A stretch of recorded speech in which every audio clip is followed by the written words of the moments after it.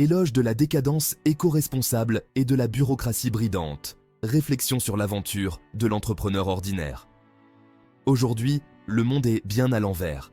Les startups naissent dans la facilité, sans concept, sans fonds personnels, mais avec l'audace d'un projet vide qu'elles maquillent avec des mots-clés à la mode.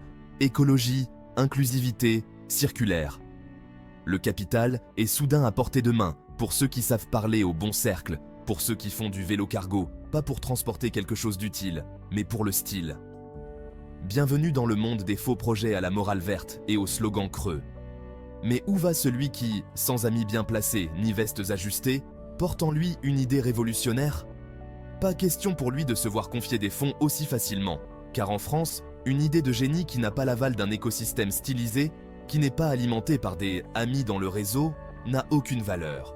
Pour lui, le parcours de l'entrepreneur est une course d'obstacles kafkaïenne, truffée d'exigences bureaucratiques qui frisent l'absurde. Imaginez qu'il faille presque, en guise de preuve de bonne foi, produire l'acte de décès du chien de votre arrière-grand-mère paternelle. Pendant ce temps, d'autres s'accaparent les fonds publics pour des projets aux bénéfices évanescents. Nous faisons fleurir des initiatives invraisemblables, comme celle du barbier mobile en vélo cargo, qui se part d'un vernis éco-responsable, uniquement pour recevoir de l'argent au nom d'un label branché et écolo. Entre-temps, on nous endort à grands coups de fausses rumeurs et de marketing de la peur. Ainsi, on nous promet des primes pour l'achat d'un véhicule électrique, une aide bienvenue, pour affronter la contrainte des zones à faible émission, ZFE, puis, dans un retournement de situation magistral, ces zones finissent par ne même pas voir le jour.